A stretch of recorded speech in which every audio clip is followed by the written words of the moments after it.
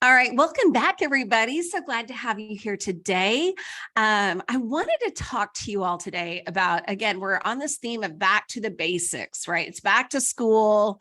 We're getting back to the schedule. We're back from vacation, as much as a buzzkill as that can be, but we're getting back. And sometimes getting back into the swing of things, it can be overwhelming because you're thinking, oh God, I've been out of town. We've been off our schedule, and it can just feel really overwhelming trying to get back into the rhythm of things again. I know I'm not alone when I preach and teach this, right? I mean, raise your hand if you're in the car. Somebody might look at you, but who cares? I mean, it is what it is. And so there's a couple things that I wanted to share with you, but first I wanted to give you all, it was so funny. I was talking with a new client, and I work mostly with professional business owners, not all the time, but I would say by and large, most of the people that I work with are professionals. All right. And so they've gone to school to get the degree in the thing that they're doing now. So think lawyers, doctors, accountants, engineers, financial investor people, that kind of thing. Okay. All right. So I was talking with, who's now a new client, but I was talking with a new client who's still a prospect at the time. And she made a comment. She was an engineer, and she was a big investment type person.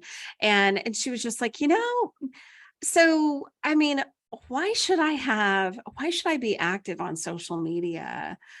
Because like what I do is it's so specific, it's so niche, there's all sort of, there's a certain group of people that I work with and blah, blah, blah. And I was like, so are you working with new people ever? And she's like, oh yeah. People come into the fold every once in a while. And, I want to recruit more investors to be a part of my pool and blah, blah, blah. And I was thinking to myself, I was like, well, and I told her too, I was like, well, here's the reason why you need to have some sort of presence. I'm not saying that you need to be active on social media every single day, but when I preach and teach consistency, it's more or less that you have to know who your perfect client is to determine how consistent you need to be on social media. So for me, I try to do that at least 3 to 5 times a week. Some people post every single day, and every single day on stories as well too. I post about every other day on stories, but you need to know who your perfect client is in order to determine how consistent you need to be on social media. So if you're one of my professional business owners out there, you may not need to be, on Instagram and Facebook or even LinkedIn all the time, like some of these influencer type people are. But you do need to be consistent with having some sort of social marketing and digital strategy out there. Why? Well, let me tell you, because when you meet new people and new people come into your sphere of influence, guess what the first thing that they're going to do is going to be? You guessed it. They're going to hop on Google like we all do because we all like to snoop around and snoop up on people, right?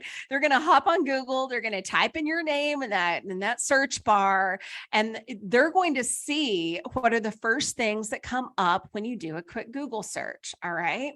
And by and large, I can tell you right now that most of the time it's LinkedIn, your website, and Instagram or a Facebook page that will pop up. Okay. And guess what people do? I'm going to give you a hot second to think about this one. They're going to click on those links and they're going to check you out, right? I cannot even begin to describe to you how many organizations, people I'm involved with here in the Dallas area, whatever, and they meet me and they're like, yeah, I was checking out your Instagram feed, or yeah, I saw that article that you posted on LinkedIn. They're checking you out, guys. Okay. I mean, your social media is your digital footprint. It is your digital business card. And if people Google you, what's going to show up? I mean, you've got to have some sort of presence. I don't care. I mean, and frankly, oh my goodness, I was listening to a podcast, the Brand Builders podcast, which is a great podcast to listen to if you're a business owner. But, and they were talking about, they did a big, huge research study about personal branding. And they found that 63%, I thought this was staggering, 63% of Americans want their doctor, their medical professional, to have some sort of presence on digital media. Whoa. Whoa. And I think behind that was lawyers at 59%, I believe it was. Anyway, I can't remember the exact statistics, but I'm telling you, my professionals that I serve, people are looking you up and you need to have a consistent digital platform. All right. Okay. So we're going to talk about the 4 things that you need to make money on social media.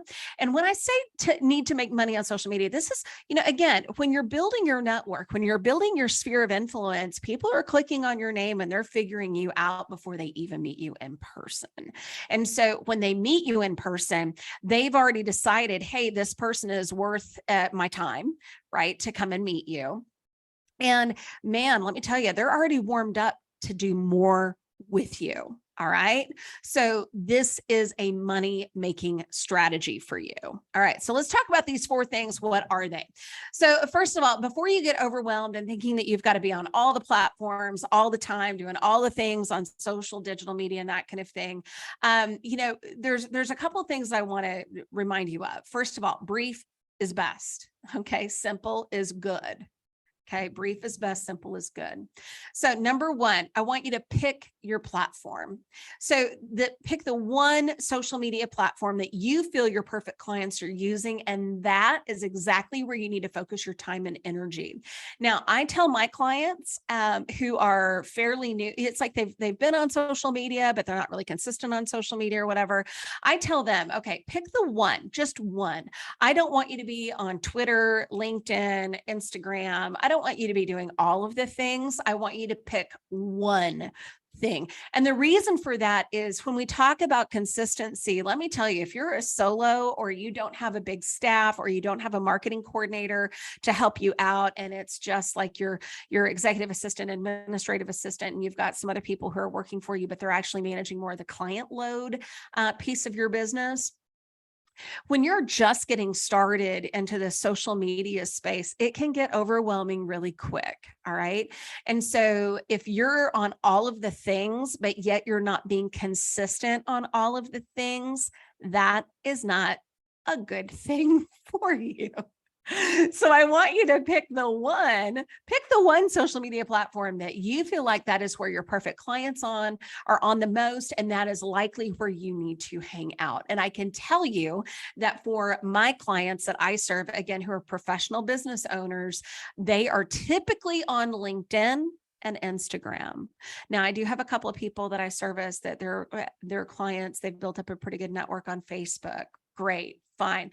Whatever is that platform that you feel like that you can be consistent on, and consistent, not just with posting, but consistent with engaging with your core community as well too. All right. Because it's not just about posting and ghosting is what I call it. You've got to be engaging with people. When people comment on the posts that you put out there into the world, you need to comment back. Social media, I've said this before too, social media is social. It's intended for you. It's intended to be a platform that you engage on. So be consistent with your posts, be consistent with your engaging, and pick the one platform that you feel like you can do that best on. And then when you get really good with doing that, then you can add in another platform. But you've got to be consistent with the one platform and then add another. All right. It just helps simplify things. It helps keep you from going into that rabbit hole of despair of, oh my God, I've got to be on all the things all the time. No, you don't. You pick your one, you get really good at, and you add another one when you're ready to do that too. All right. So number 2 is what to post online. So many people are like, oh my God, I don't even know what to freaking talk about. What am I going to talk about, Heather? I'm a professional business owner. I'm a mortgage broker. And, gosh, the stuff that I talk about is kind of boring. And why would anybody want to know about that? Okay. Just because it's something that you deal with every single day in your business, most people don't. So don't think that what you talk about is boring, because most people do not operate in your world and don't see the things that you see, right? So when it comes to posting online, I want you to think about, content pillars. All right. And all a content pillar is just simply the areas of focus of your business. So those topics that your business covers in depth. All right. So I'm going to give you an example. So I have a lawyer client. She's a family lawyer. And so the topics that she covers, yes, it's going to be divorce. It's also going to be mediation, child custody. She also does parental rights type of work as well too. She has helped with adoption. So, I mean, I'm spitballing ideas here to get you to thinking about what are those content areas. I'm also a big fan of, if you're a solo business owner, again, or have a small staff or whatnot, or your business is your name. Like I know some of my lawyers and some of my mortgage brokers and people out there that listen to me, their business has their name on it. People want to see you as a human as well too. So I think one of your content pillars absolutely needs to showcase you doing you. Okay. So that could be driving to the courthouse. It could be you spending time with your kids. It could be you traveling. Are you a wine drinker? Like, what's your favorite wine that you're drinking tonight or whatever? But I want you to be thinking about the thing about content is it's good to have some variety. Right? Nobody wants to see stats. I cannot even begin to tell you how many of some of my clients' competitors that I've seen online with Instagram and LinkedIn, and all they do is they post information that is just a whole bunch of statistics and heavy on the information and doesn't have a human component to it. People don't like that. All right. People want to know, like, and trust the people that they're working with. People buy from people, not from companies. You've heard this line before. And so when you're talking about what to post online and what those content pillars are, I really encourage you to think about what might be a content pillar for you that really delineates, outlines, illuminates, whatever the word is that you want to use, your personality. What does that look like for you? Think about it. All right. Okay. But I also want you to think about two questions when you're thinking about your content pillars. Number one, who is your audience and what do they want to hear from you first, right? And number two, how does your business help your audience? All right. So think about those things. Who's your audience and what do they want to hear from you? And number two, how does your business help your audience? And that will help you define what those content pillars look like for your business. Okay. Number three, how to post online. The key to being successful in the online space is that you must be consistent, right? That's what I was talking about earlier. All posts, should include at least three components. Number one, you've got to have some sort of catchy hook. You've got to, bring people into your content by some sort of, catchy one-liner that someone would want to read more, to learn more from you. You've got to include the caption, which these are just the words, if you're thinking about an Instagram or even a LinkedIn or Facebook post or whatever, you've got the picture, you've got the first line, which is the what we call the catchy hook. And then under that, you have the caption, which is the copy, the words that you use to describe whatever it is that the topic that you're talking about that day. All right. And number three is your call to action. It is imperative that you have a call to action in all of your posts, you guys. Now, here's what a call to action could possibly look like for your business. A call to action could be simply a comment below. If this resonates with you, drop me a thumbs up in the comments.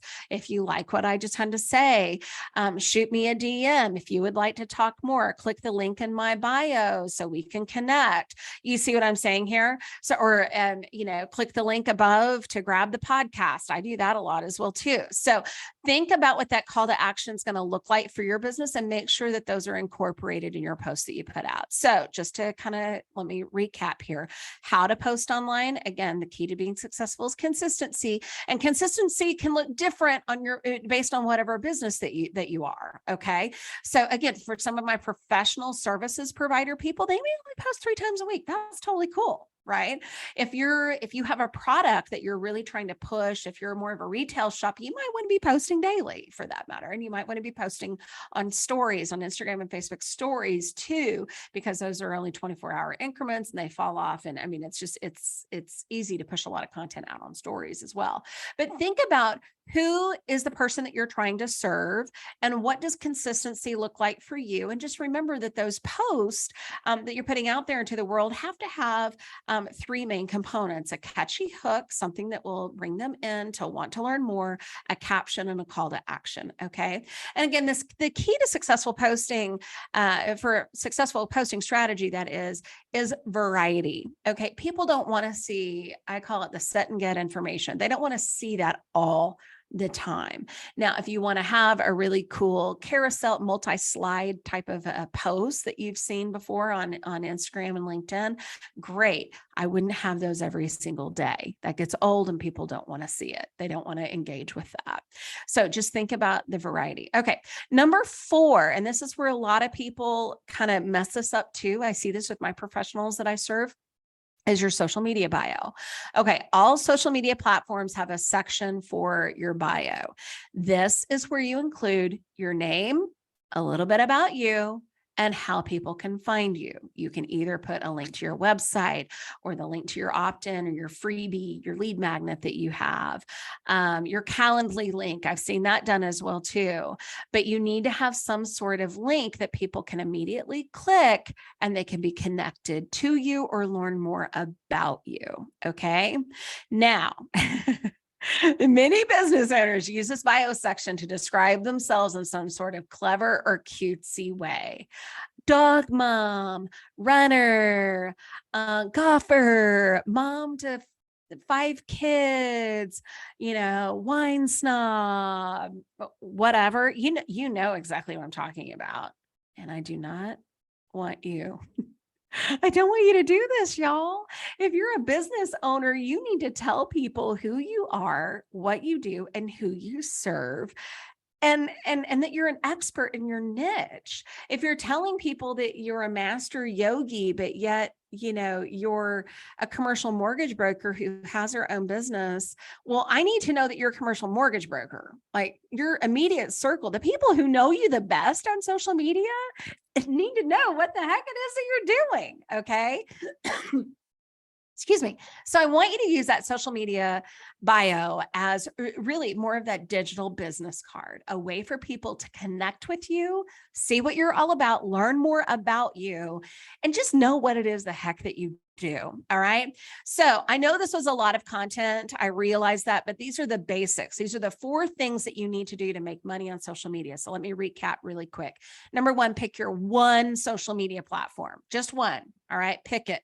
And that needs to be where your perfect clients are hanging out as well too, and where you can be consistent. Number 2, what to post online. You need to think about your content pillars. Think of 3 to 5 different, topics, subtopics within your business that you can talk about on the regular. And those need to be your content pillars. All right. Number 3, how to post online. Again, consistency is key here. All of your posts should include a catchy hook, a caption, and a call to action. All right. And number 4, your social media bio. Get rid of the cutesy crap. We need to get rid of the cutesy crap. We need to tell people who you are, what you do, who you serve, and we need to be able to make sure that they can, click the link to learn more about you immediately. So look at your social media bio. All right. So those are the 4 things. It's a lot, but this is pretty simple stuff too. You just have to take the time and be intentional with making sure that you're doing things the right way, because this isn't just a check the box type of a business. We want to make sure that when we're marketing our business, we're doing it with intention and with strategy behind it. And if this is something that you need some help with as well too, I would love to be able to hop on the phone with you. Let's take the DISC profile. Let's see what type of personality, what's your personality type, and let's develop a profitable marketing strategy that will align to that. And I'll help you with all this stuff. How does that sound? Okay. All you have to do is just click the link in my bio on Facebook, Instagram, or LinkedIn, and we will connect. Otherwise, we will see you next week.